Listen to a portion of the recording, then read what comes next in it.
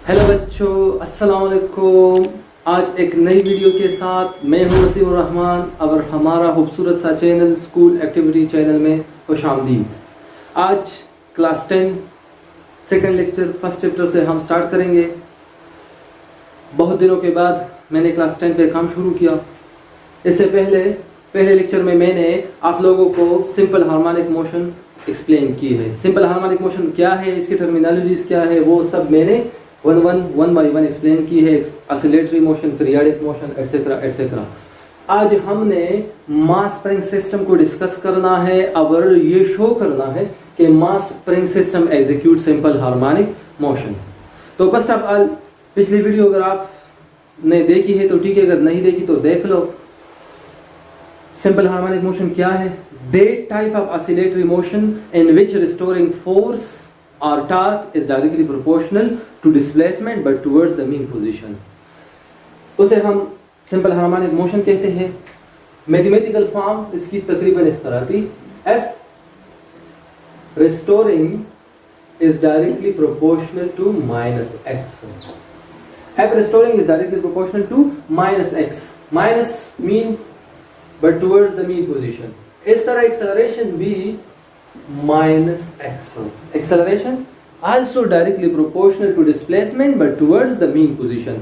इस oscillatory motion को हम सिंपल हार्मोनिक मोशन कहेंगे। एक कंडीशन ये है और दूसरा कंडीशन ये। अगर मास स्प्रिंग सिस्टम ने ये इसमें से एक कंडीशन भी सेटिस्फाई किया या दोनों सेटिस्फाई किए, एक ही बात है। अगर एक को सेटिस्फाई किया तो दोनों को सेटिस्फाई करेंगे जरूर। तो मास स्प्रिंग सिस्टम की मोशन को हम क्या कहेंगे? मास स्प्रिंग सिस्टम की मोशन को हम कहेंगे कि ये हमारे पास सिंपल हार्मोनिक मोशन एग्जीक्यूट कर रहा है। कंसीडर करो हमारे पास एक टेबल है, इसके ऊपर मास है m। ये टेबल हमारे पास फ्रिक्शनलेस है। इधर ये मास एक स्प्रिंग के साथ कनेक्टेड है। ये स्प्रिंग हमारे पास इलास्टिक स्प्रिंग है। ये मास और इस टेबल के दरमियान फ्रिक्शनल फोर्स नहीं है, यानी ये मास फ्रीली मूवमेंट करेगा। ठीक है, अब क्या करना है? हम देख रहे हैं कि ये सिंपल हार्मोनिक मोशन परफॉर्म कर रहा है या नहीं। अगर मैंने इस मास पे फोर्स लगा के उसको पोजीशन ए की तरफ, इस तरह ये मास है, अगर मैंने उसको इधर खींचा,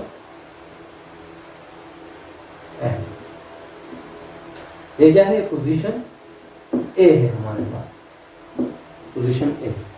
ये क्या है? ये रिलैक्स पोजीशन है, रिलैक्स पोजीशन ओ। क्या होगा? इस तरह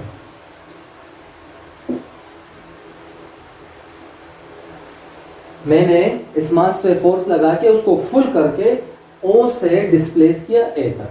डिस्प्लेसमेंट मैंने उसे कवर कर दी। डिस्प्लेसमेंट किस जानिब है? From O to A। मैंने फोर्स के जरिए उसको इस तरह फुल किया।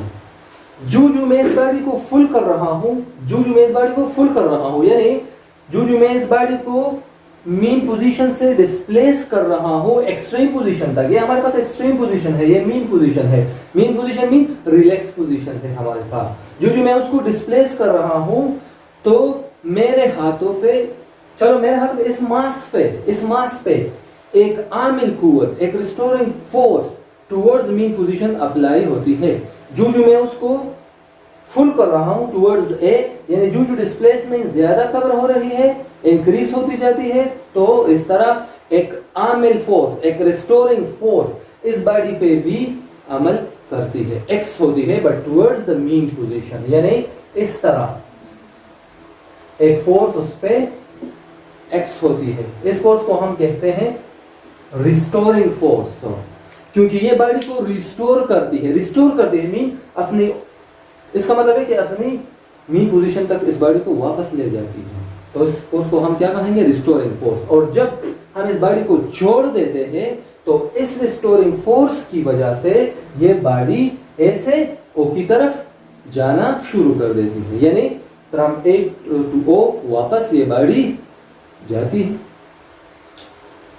तो जब ए से ओ की तरफ जाती है तो इसकी स्पीड इंक्रीज होती जाती है और displacement slowly and gradually decrease होती जाती है। ओ पर पहुंच के restoring force zero.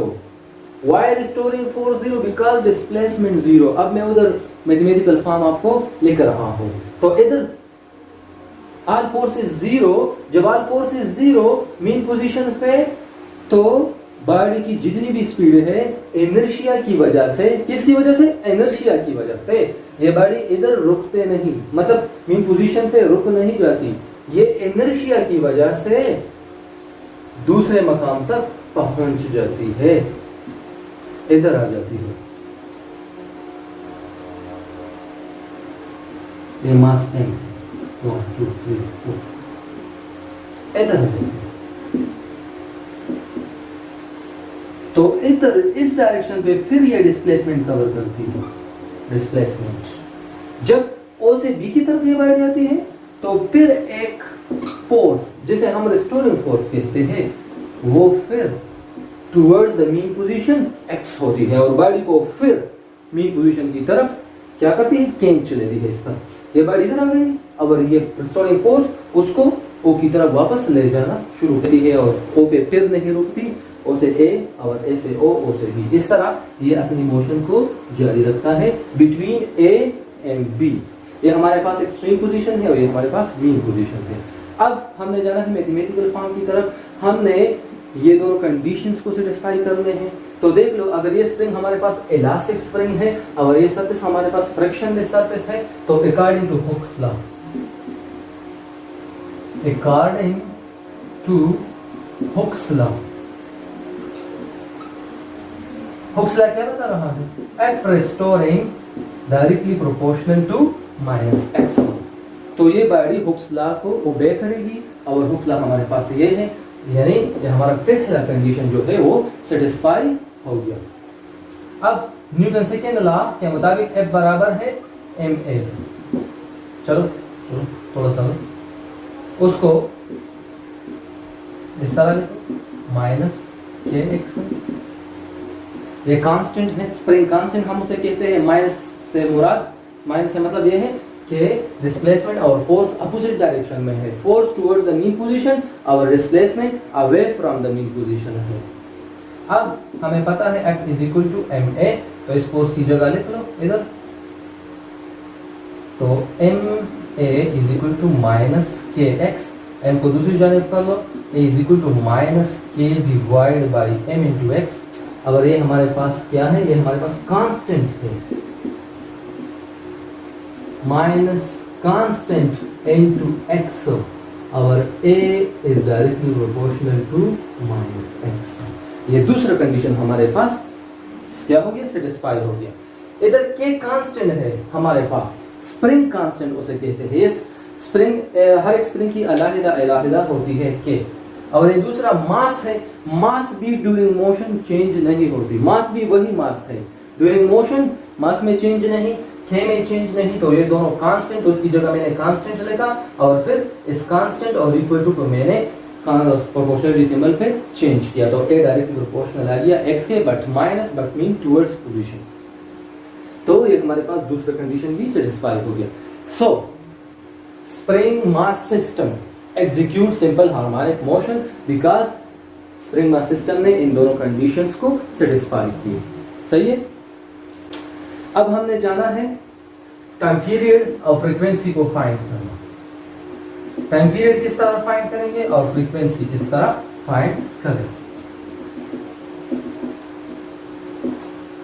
Time period,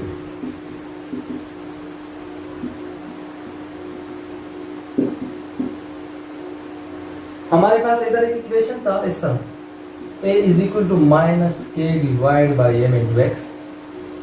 दूसरा हमारे पास इक्वेशन है इस तरह, माइनस ओमेगा स्क्वायर एक्स। आप लोग के कोर्स में तो ये नहीं है, ये सर्कुलर या एंगुलर मोशन में है। ओमेगा मीन एंगुलर वेलोसिटी है हमारे पास, और एंगुलर वेलोसिटी हमारे पास बराबर है 2 pi radian divide by T. 25 radian divide by T, omega इसके बराबर है।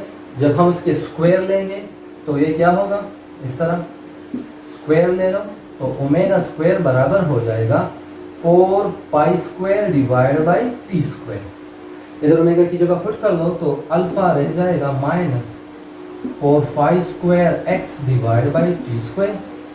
अब इस इक्वेशन को कंपेयर कर लो, minus K over M into X is equal to minus 4 pi square divide by T square into x.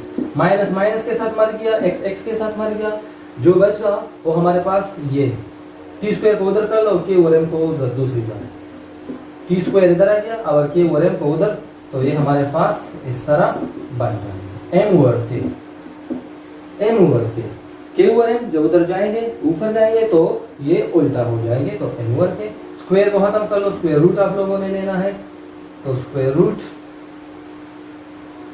4 pi square M over K, and next time period will be equal to 2 pi under root M divide by K. ये हमारे पास time period है mass spring system की। Time period depend कर रहा है किस पे, मास पे और के स्प्रिंग कांस्टेंट के पे। मास और के, मास जितनी ज्यादा टाइम पीरियड भी ज्यादा, ओके। और स्प्रिंग कांस्टेंट जितनी ज्यादा तो टाइम पीरियड इतनी कम हमारे पास, यानी स्प्रिंग कांस्टेंट इनवर्स है और मास डायरेक्ट रिलेशन है, square root of time period, okay. तो ये हमारे पास क्या है, टाइम पीरियड है, इस फॉर्मूले से हम फाइंड करेंगे। फिर फ्रीक्वेंसी को किस तरह फाइंड करेंगे,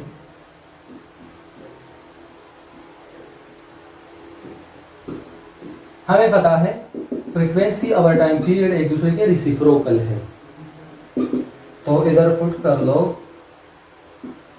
2 pi under root M divide by K, तो f बराबर हो जाएगा 1/2 पाई, और उसको उल्टा कर लो तो ये ऊपर जाएगा इस तरह के ओवर है। तो ये हमारे पास फ्रीक्वेंसी है। फ्रीक्वेंसी भी किस पे डिपेंड कर रहा है, के कांस्टेंट पे और मास पे, तो ये हमारे पास फ्रीक्वेंसी की रिलेशन आ गई। फ्रीक्वेंसी भी आप इस फॉर्मूले से फाइंड कर सकते हैं, और टाइम पीरियड भी आप लोग इस फॉर्मूले से फाइंड कर सकते हैं, ओके। अब कुछ कैरेक्टरिस्टिक्स है मैं आपको बता रहा हूँ।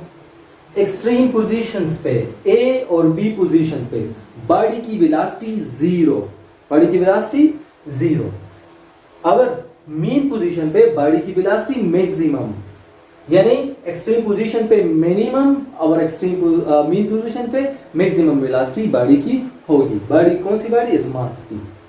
इस तरह अगर हम काइनेटिक एनर्जी की बात करें तो एक्सट्रीम पोजीशन पे पोटेंशियल एनर्जी मैक्सिमम और मीन पोजीशन पे पोटेंशियल एनर्जी मिनिमम। काइनेटिक इसके अपोजिट, एक्सट्रीम पोजीशन पे काइनेटिक 0 और मीन पोजीशन पे kinetic maximum. Why? Because speed is maximum, so kinetic energy will also be maximum, but the total energy remain the same. इस तरह mean position पे restoring force 0 होगी because displacement 0 हमारे पास।